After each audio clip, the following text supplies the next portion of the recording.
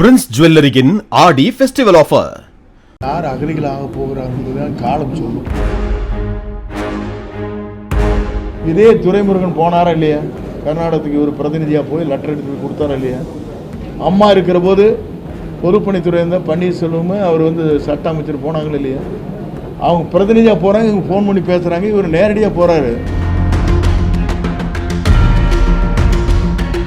தாவேகாவில் அதிமுக அகதிகள் அதிகமாக இருப்பதாக கூறிய முன்னாள் அமைச்சர் ஆர்.பி. உதயகுமாரின் விமர்சனத்திற்கு யார் அகதிகளாக ஆகப் போகிறார்கள் என்பதை காலம் சொல்லும் என வருவாய்த்துறை அமைச்சர் செங்கோட்டையன் பதிலளித்துள்ளார்.